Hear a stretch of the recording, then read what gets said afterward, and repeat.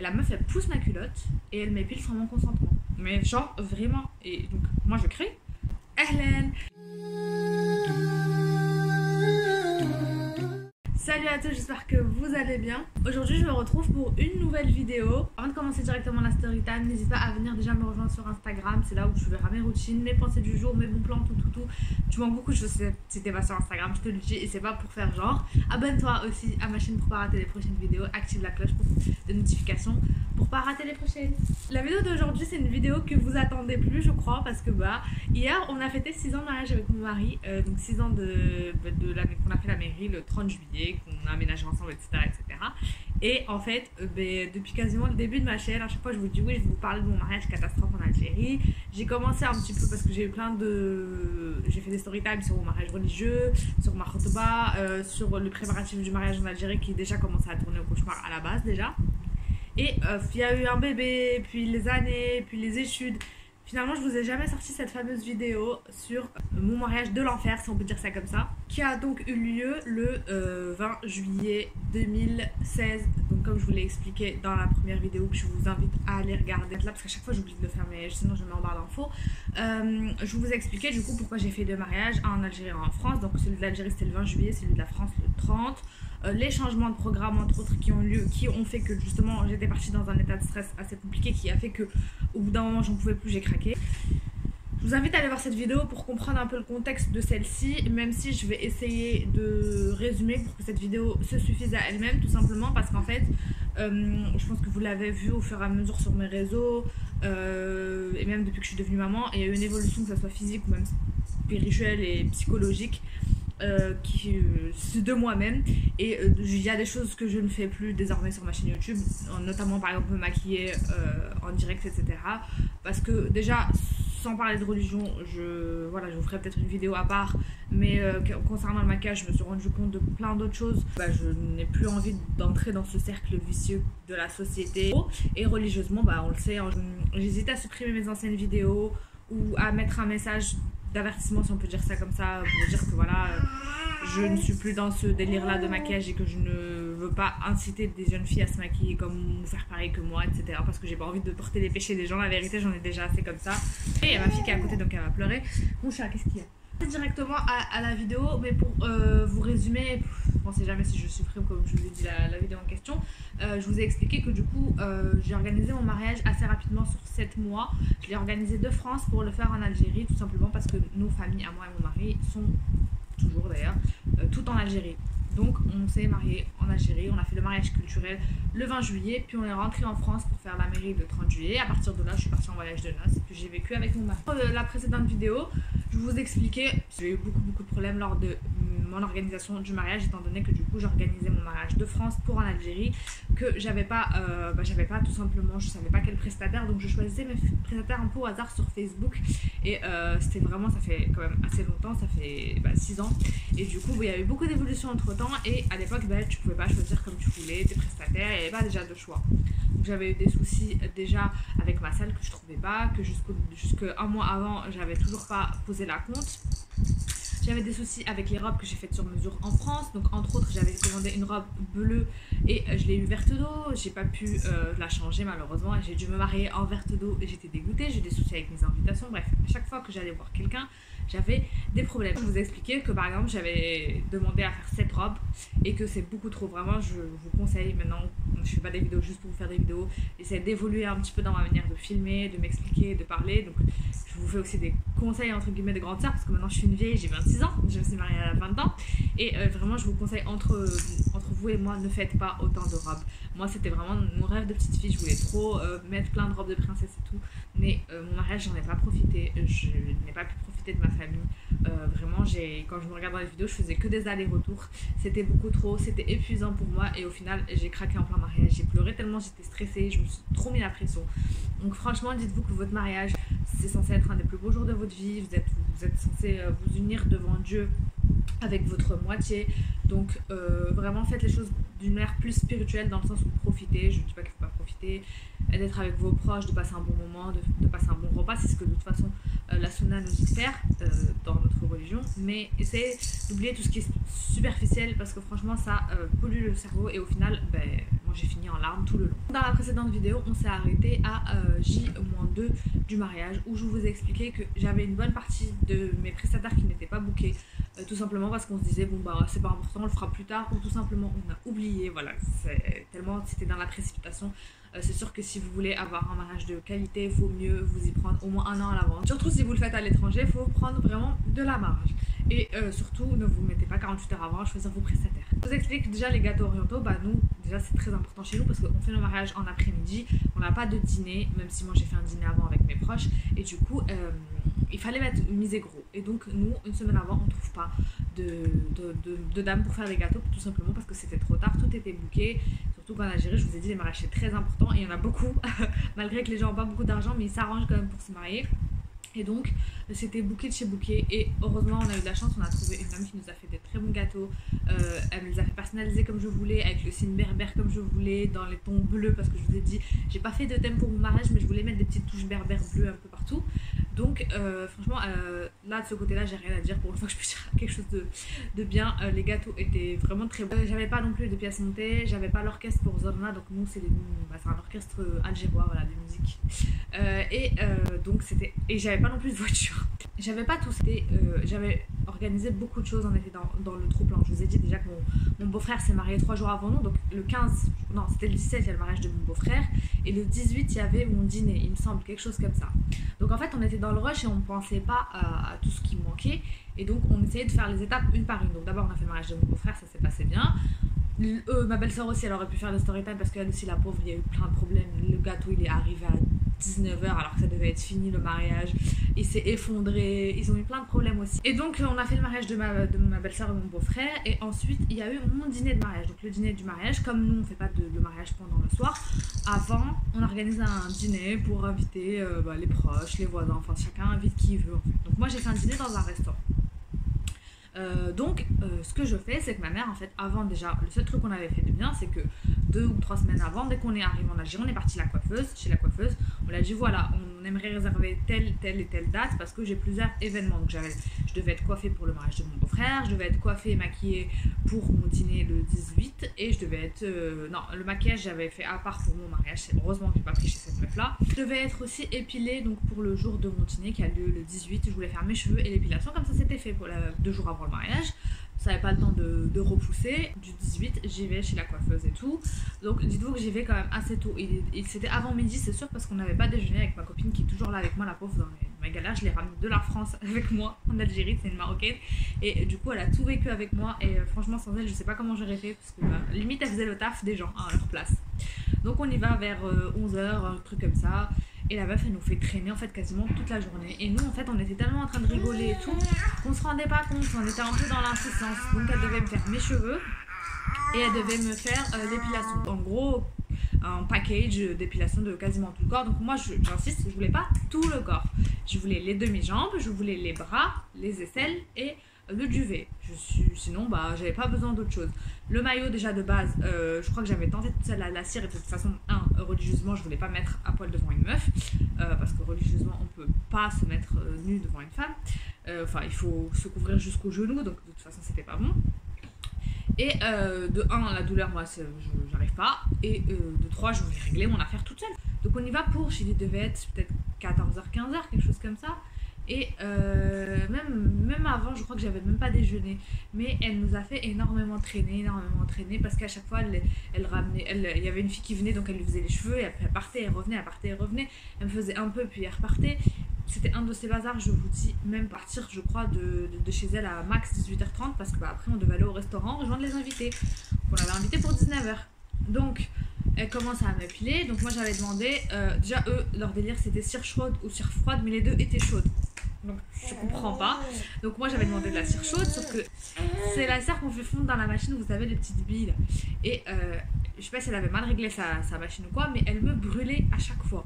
Et moi je disais et là en fait elle pensait que je faisais de la comédie alors que je suis quelqu'un qui supporte très très bien la douleur, je vous dis la vérité, vraiment je suis pas douillette de ce côté là.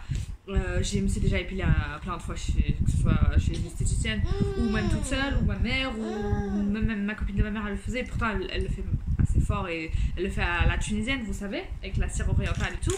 Et j'ai jamais eu mal comme ça. Et là, vraiment, ça me brûlait. Donc, elle commençait sur les jambes et tout. Et je fais aïe, aïe, ça fait mal. Donc elle me dit, bon bah dans ce cas là je te fais la cire froide. J'ai dit bon bah vas-y, tant qu'à faire, j'aurais dû ramener mes bandes et le faire toute seule, mais vas-y fais-moi la cire froide.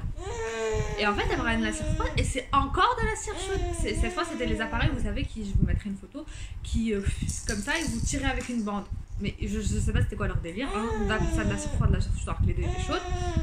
Donc vraiment j'étais très très énervée et voilà, sur le coup avec ma copine on discutait, on n'était pas conscient de se rendre compte que le temps passait vraiment très vite, mais en fait le temps il passait très vite et j'étais ultra en retard. Elle me faisait une partie du corps, elle partait voir une meuf, elle lui faisait sa couleur et elle revenait, donc ça a pris vraiment au moins 5-6 heures, alors qu'en vrai en tout si elle avait fait ça d'une traite en 1 heure ça aurait été réglé. Donc on a commencé il me semble par les aisselles et par les bras, et à un moment elle me dit bon on laisse les jambes à la fin, j'ai dit ok, et à un moment en fait je sais pas c'est quoi son délire, elle allait me faire les jambes et après bah elle voit que j'ai pas fait le maillot. Elle me dit ah tu fais pas le maillot et tout, je lui dis non je le fais pas. Après elle me dit ah t'es sûre, viens on essaye machin, genre limite elle me force à faire le maillot alors que je voulais pas. Et moi j'étais gênée tu vois, je voulais pas, je lui dis non et tout. Et elle me fait non t'inquiète, je t'essaye, tu verras ça fait pas si mal que ça. La meuf elle pousse ma culotte et elle m'épile sans mon consentement. Donc mais genre vraiment, et donc moi je crie. Je dis ah ça fait mal et tout, stop. Elle a fait qu'un coup et après elle s'est arrêtée. Je lui dis non franchement je veux pas et tout, merci mais merci de ta sollicitude mais ça m'intéresse pas. Et pour vous dire genre à l'époque je me rendais pas compte mais c'est quand même une violence, enfin c'est quelque chose de grave, c'est limite une agression, enfin c'est pas limite c'est une agression parce que j'ai pas donné mon consentement pour que je touche cette partie de mon corps. Donc voilà, le maillot, déjà elle arrivait pas à s'organiser, à finir en temps en heure parce je commençais à voir l'heure qui défilait, il était quasiment 17h là quand on a commencé cette histoire et elle veut se rajouter du travail en plus. C'est pour vous dire des fois les gens quand ils sont tordus, ils sont tordus. Donc on arrive au coup de 18h30, on a encore les jambes à faire et elle les a toujours pas faites. Donc, en fait on a perdu beaucoup de temps. Donc elle ça se voyait, j'avais l'impression qu'elle était pas très douée déjà en épilation. Donc elle est là, elle fait et en fait on se rend compte qu'il est 18h30, ma mère elle commence à... Moi j'appelle ma mère et je me rends compte que je suis à moitié épilée, que la meuf elle fait des allers-retours, elle se fout de ma gueule depuis tout à l'heure, qu'elle me fait mal et qu'elle m'écoute pas, donc j'appelle ma mère, je commence à pleurer, je dis je suis en retard, et elle me fait mal, elle m'a brûlée, je me rappelle, elle m'a brûlée, je vais avoir des traces partout et tout, et je pleurais et tout. Donc on s'est retrouvés à 18h30.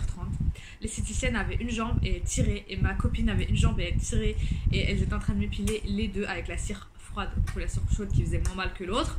Et du coup elle faisait ça genre se dépêcher et tout pour finir parce que je crois que j'avais commencé le haut du corps, heureusement j'avais fait les aisselles et les bras donc il restait plus que les jambes, mais j'étais vraiment genre je devais sortir et normalement je devais faire les cheveux, elle devait me faire elle les cheveux et elle devait me maquiller, donc encore les cheveux état naturel, je venais de prendre ma douche et j'étais pas maquillée et donc là on devait partir normalement, donc je commence à pleurer, à dire à ma mère, donc je passe, elle a parlé à la coiffeuse pour mon pause repas du bébé, j'ai voulu couper la vidéo mais je vais être trop en retard pour la poster, donc bah écoutez on va continuer à parler comme ça hein, parce que ça gêne en rien.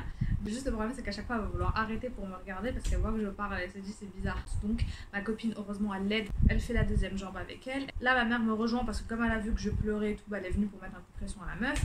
Donc elle lui dit bon bah tu lui fais vite quelque chose pour les cheveux pour arranger ça, tu lui fais un maquillage vite fait, on y va. Donc en gros elle a bâclé le travail en même pas 20 minutes pour que je sorte, il était 19h30 quasiment. Les invités ont déjà commencé à arriver au resto, moi j'étais même pas encore habillée parce que j'étais partie en pyjama limite, en robe normale quoi de dehors. Il fallait que je mette encore ma tenue et tout, donc elle m'a fait un chignon rapidement pour cacher la misère, ou je crois que non elle avait juste lissé les cheveux du dessus pas que ça se voit, et elle m'avait fait un maquillage vraiment pas ouf du tout, je l'aurais fait toute seule, même à l'époque je savais pas maquiller, je l'aurais mieux sorti que ça. Enfin vous connaissez au bled ils ont toujours le teint, enfin ils font le teint très clair et donc j'étais blanchâtre, très fade, vraiment pas ouf le maquillage, mais du bleu, j'ai pas kiffé. Une fois qu'elle a fini je vais chez moi, je me prépare très rapidement, je vais franchement bâcler, j'ai même pas pu bien mettre le bijou comme je voulais, j'ai mis le voile n'importe comment et je suis partie en sachant que dans le resto on avait fait en sorte que ça soit séparé, donc comme ça je pouvais enlever le voile. J'ai décidé de mettre le calaco à ma mère, donc la tenue traditionnelle algéroise que ma mère a porté le jour de son mariage pour lui rendre hommage.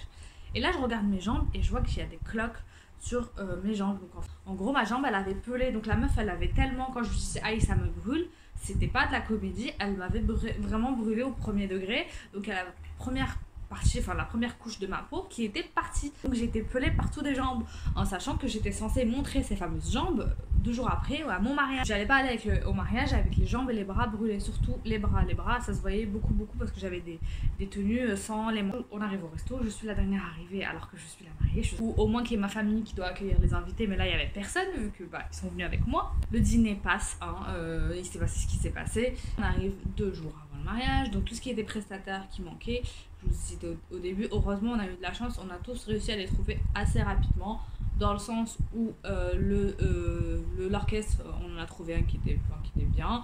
De toute façon on voulait pas forcément quelque chose, c'était juste pour 1 heure le temps du trajet du cortège. La voiture, mon mari l'a trouvé aussi en 48 heures, il est parti déposer la compte. Et il manquait quoi? Il manquait la pièce montée, par contre là on n'a pas trouvé.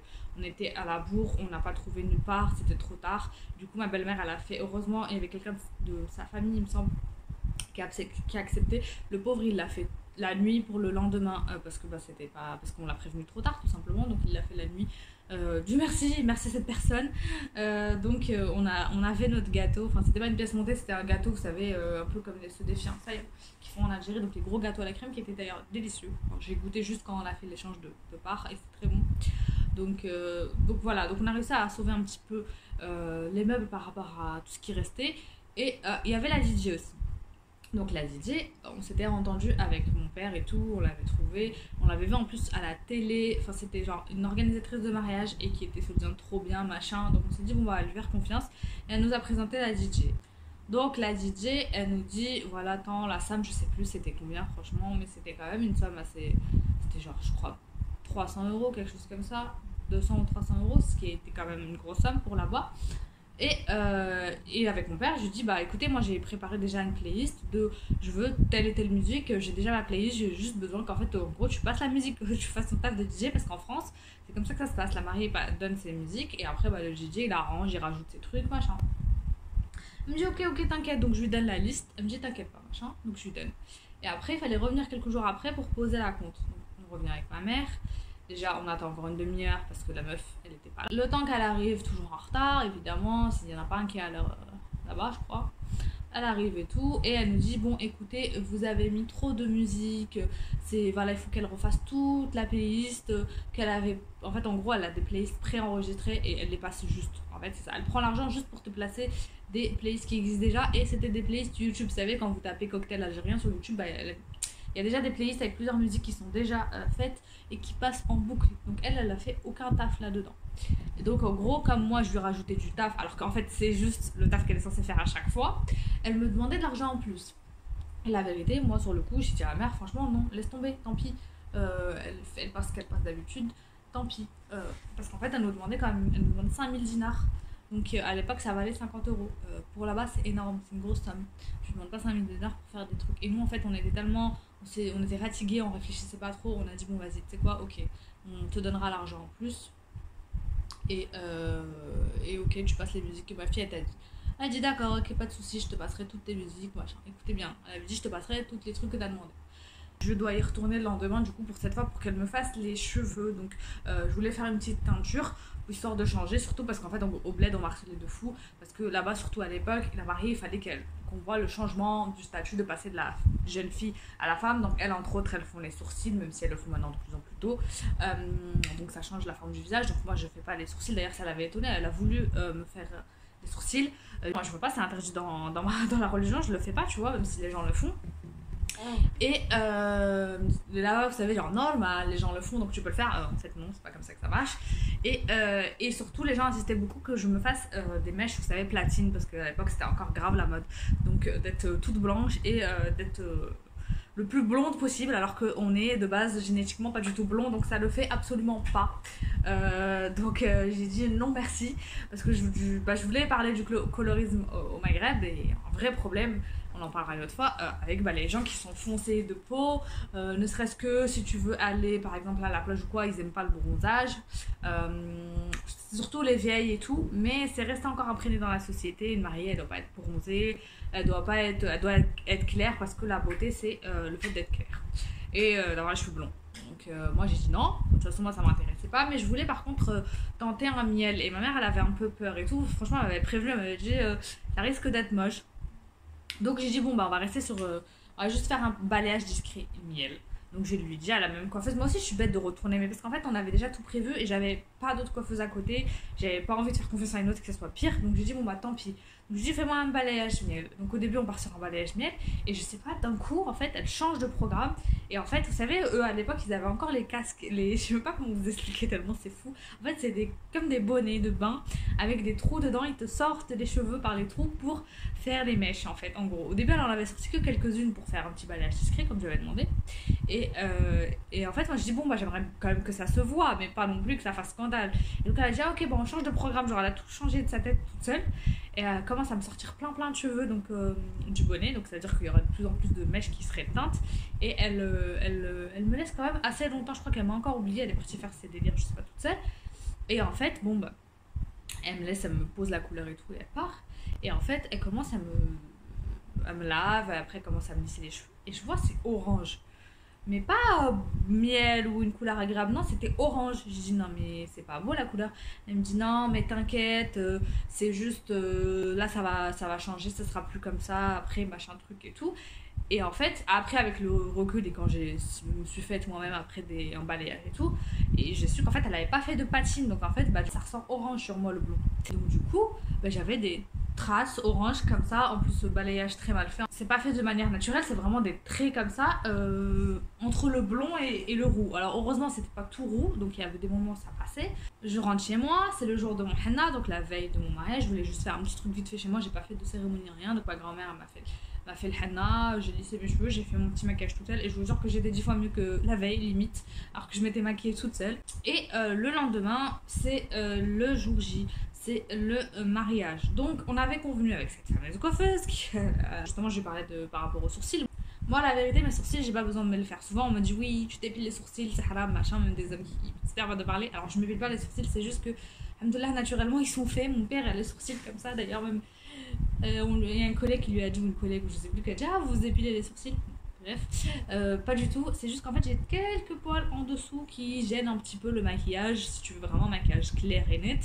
Donc je lui ai dit, parce qu'elle m'avait parlé de, vous savez, une technique libanaise qui c'était à cacher en fait les poils, entre autres qui étaient, il fallait acheter, c'était quoi, de la cire, je sais plus comment ça s'appelait, mais c'était utilisé par les gens du cirque, vous savez, pour se faire des faux nez, des faux trucs pour cacher, ils arrivaient avec ça à cacher du coup les poils, parce que du coup c'est faisable. Donc j'ai même acheté, je me rappelle, cette fameuse cire à l'avance, et pour qu'elle me la fasse et tout. Et donc elle me dit bon bah tu sais quoi, tu viens le jour de le jour du mariage, tu viens le matin juste avant que la maquilleuse arrive chez toi, je te le fais et tu pars. Ok, bon bah alors on se donne rendez-vous à 9h. Mon père je le réveille et tout à 9h pour qu'il me dépose, donc moi pour qu'elle me fasse le truc, et ma soeur, donc ma petite soeur, pour qu'elle lui fasse les cheveux, pour qu'elle lui fasse sa coupe du coup. Donc il me dépose et on commence à attendre, en sachant que mon père il savait qu'elle m'avait déjà fait plein de dégâts, qu'elle était en retard plein de fois et tout. Et une mère elle passe, mon père il commence, vous connaissez les Algériens, et donc elle arrive et elle me dit, elle dit à mon père oui mais la coiffeuse elle m'a lâché, j'ai dû aller en chercher une autre je sais pas où et franchement il n'y a que là-bas pour leur arriver des trucs comme ça, je comprends pas comment ils arrivent à s'organiser.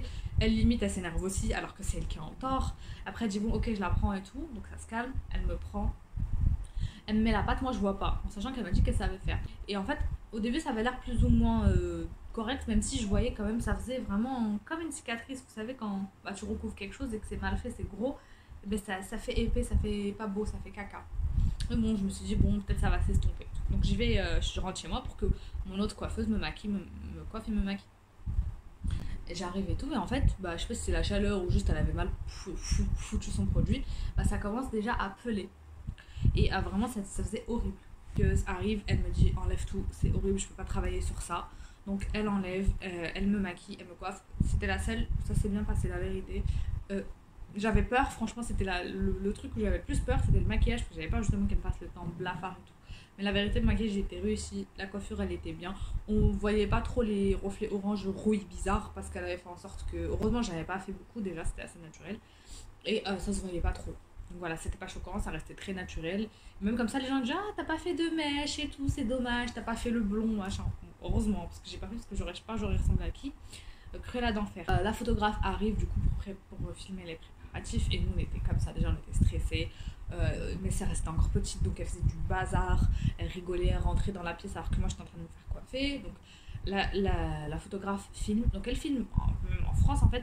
Quand tu filmes tout et après bah, tu coupes, tu fais un montage des moments gênants entre guillemets, des moments qui doivent pas apparaître dans une vidéo. Là, par exemple, moi je vous fais la vidéo, quand ma fille elle pleure ou quoi, bah, je vais faire un montage, je coupe et vous voyez pas cette partie là. Et donc nous on est au naturel, c'est normal, hein, elle filme les préparatifs donc elle va voir entre guillemets des moments. La petite elle est en train de faire du bruit, je lui dis vas-y sors là, enfin je m'énerve sur elle et tout. Voilà, je suis énervée, des moments où je souffle parce que tout le monde est en train de m'énerver.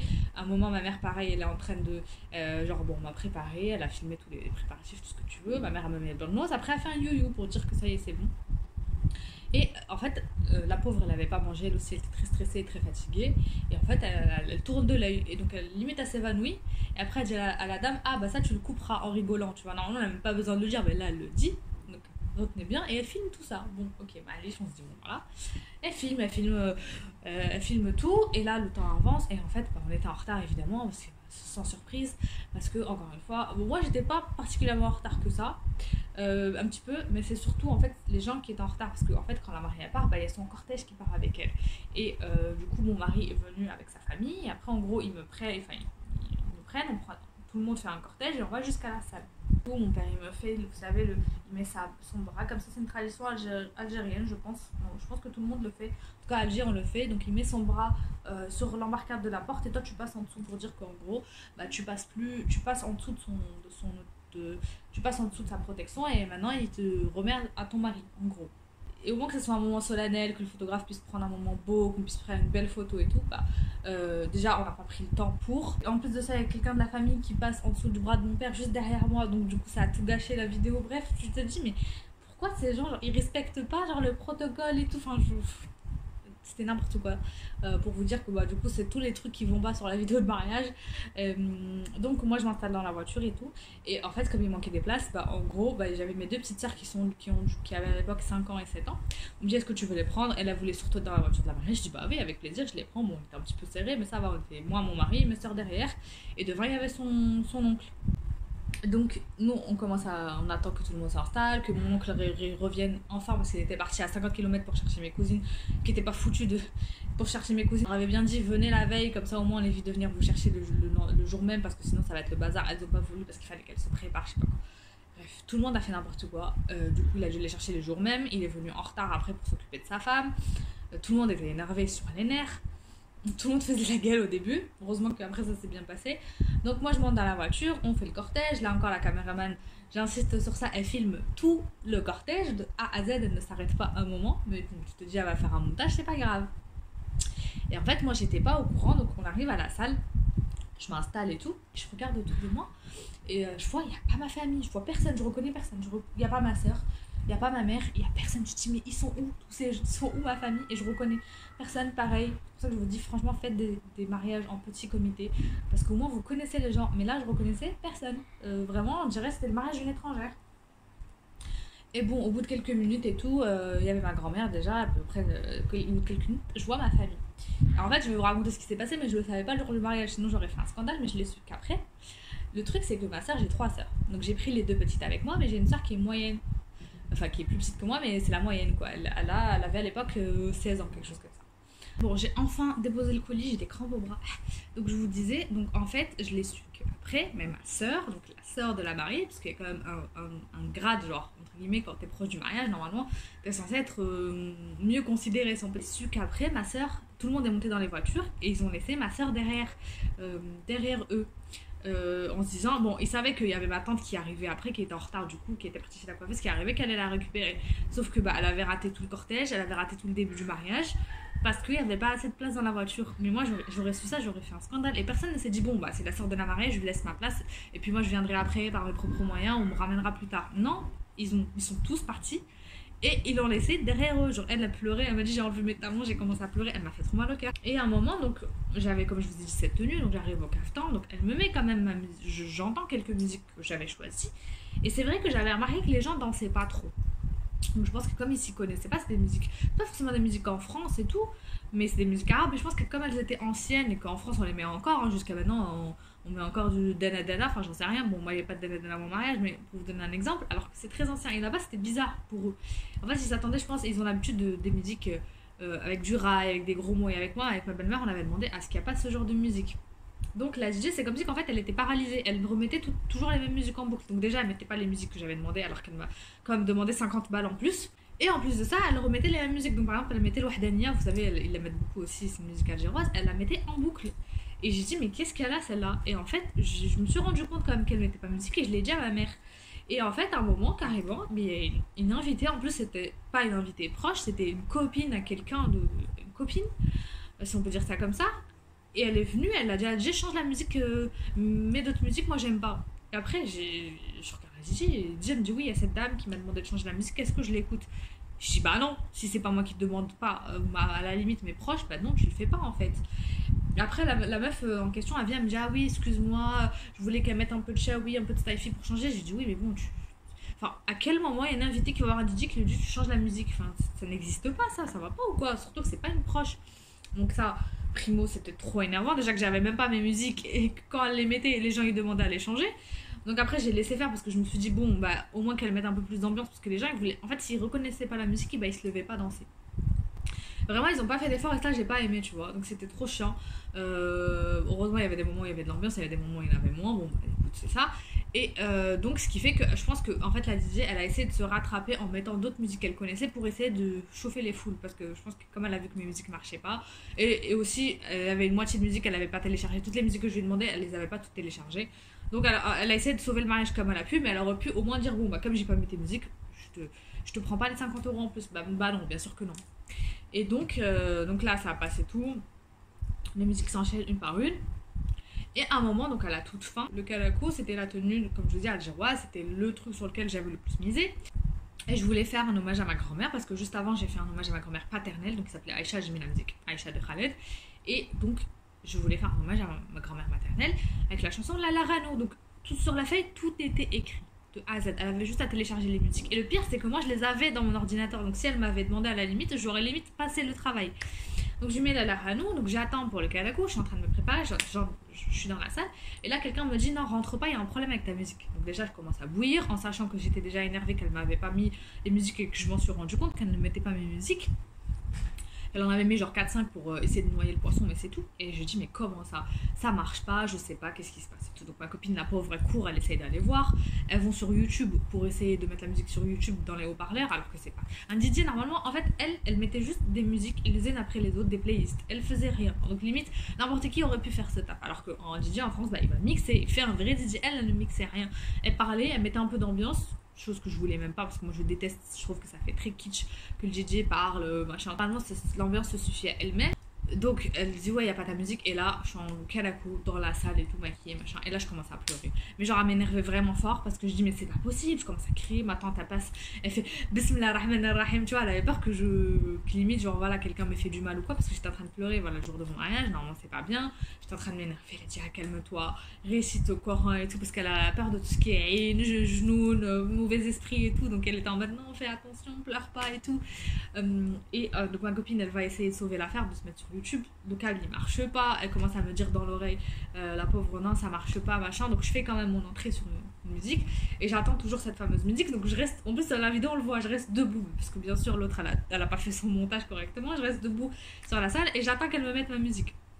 Je vois que ça marche pas, je dis à ma mère vas-y, bah tu sais quoi, tant pis, on va quand même au fond de la salle parce que ma grand-mère était au fond de la salle, elle peut pas marcher et tout, elle était âgée, elle l'est toujours.